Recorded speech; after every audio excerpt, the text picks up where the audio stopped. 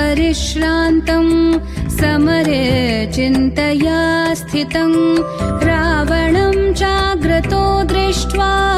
युद्धाय समुपस्थितं दैवतैश्च समागम्य द्रष्टुमभ्यागतो रणम् उपागम्याब्रवीद्रामम् अगस्त्यो भगवान् ऋषिः राम राम महाबाहो शृणु गुह्यं सनातनं येन सर्वानरीन् वत्स समरे विजयिष्यसि आदित्य हृदयं पुण्यं सर्वशत्रुविनाशनं जयावहं जपे नित्यम् अक्षय्यं परमं शिवम् सर्वमङ्गलमाङ्गल्यम् सर्वपापप्रणाशनम् चिन्ताशोकप्रशमनम् आयुर्वर्धनमुत्तमम्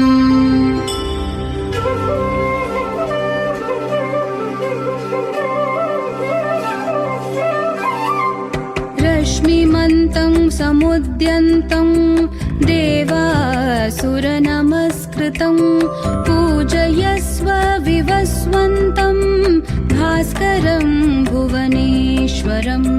सर्वदेवात्मको ह्येषः तेजस्वी रश्मिभावनः येष देवासुरगणान् लोकान् पाति गभस्तिभिः येष ब्रह्मा च विष्णु च शिवस्कन्द प्रजापतिः महेन्द्रो धनदकालो यमः सोमोऽध्यपां पतिः पितरो वसवसाद्या यश्विनौ मरुतो मनुः वायुर्वह्नि प्रजा प्राण ऋतुकर्ता प्रभाकरः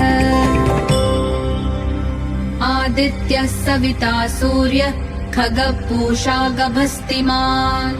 सुवर्णसदृशो भानु हिरण्यरेता दिवाकरः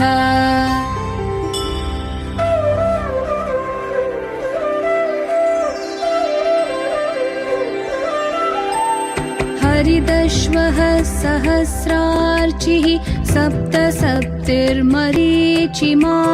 तिमिरोन्मन्थन शम्भुस्त्वष्टा मार्ताण्ड अंशुमान् हिरण्यगर्भः शिशिर स्तपनो भास्करो रविः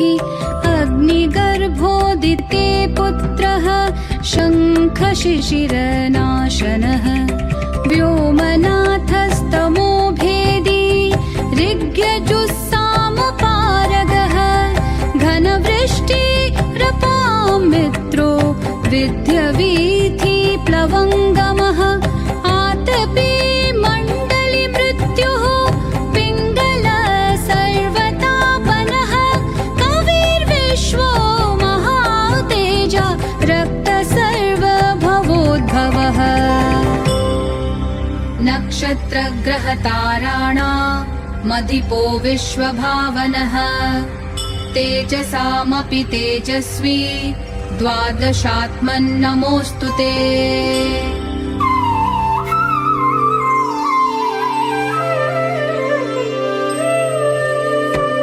नमः पूर्वाय गिरये पश्चिमायाद्रये नमः ज्योतिर्गणानां पतये दीनाधिपतये नमः जयाय जयभद्राय हर्यश्वाय नमो नमः नमो नमः सहस्रांशो आदित्याय नमो नमः नम उग्राय वीराय सारंगाय नमो नमः नमः पद्मप्रबोधाय मार्ताण्डाय नमो नमः ब्रह्मेशानच्युतेशाय सूर्याय दित्यवर्चसे भास्वते सर्वभक्षाय रौद्राय विपुषे नमः तमुज्ञाय हिमज्ञाय शत्रुज्ञायामितात्मने कृतघ्नज्ञाय देवाय ज्योतिषां पतये नमः।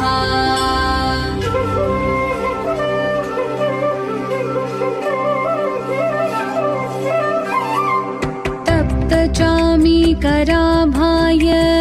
वनये विश्वकर्मणे नमस्तमोऽभिनिज्ञाय रुचये लोकसाक्षिणे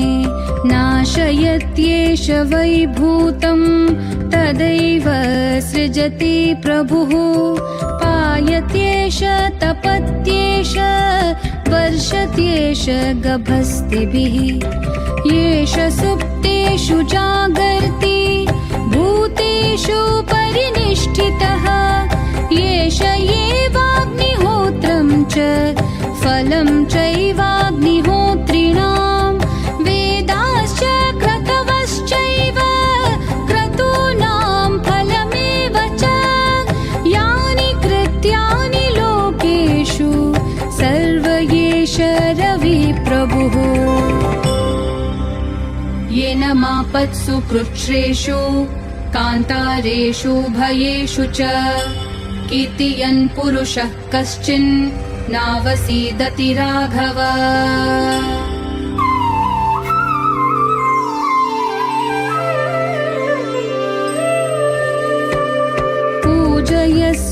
पूजयस्वैनमेकाग्रो देवदेवं जगत्पतिं एतत्त्रिगुणितं जप्त्वा युद्धेषु विजयिष्यसि अस्मिन् क्षणे महाबाहो रावणं त्वं वधिष्यसि एवमुक्त्वा तदागस्त्यो जगाम च यथागतं एतश्चुत्वा महातेजा नष्टशोको भवत्तदा धारयामास सुप्रीतो राघव प्रयतात्मवान् आदित्यं प्रेक्ष्य जप्त्वा तु परं हर्षमवाप्तवान् त्रिराचम्य शुचिर्भूत्वा धनुरादाय वीर्यवान् रावणं प्रेक्ष्य हृष्टात्मा युद्धाय समुपागतम् सर्वयत्नेन महता वधे तस्य धृतोऽभवत्।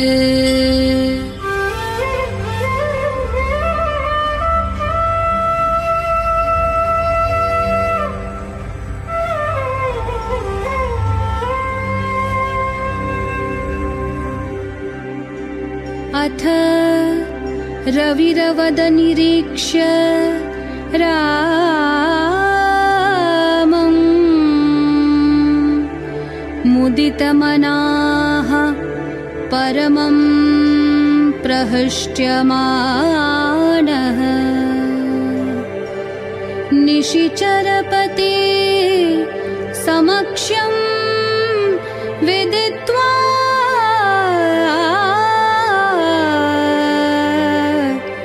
सुरगण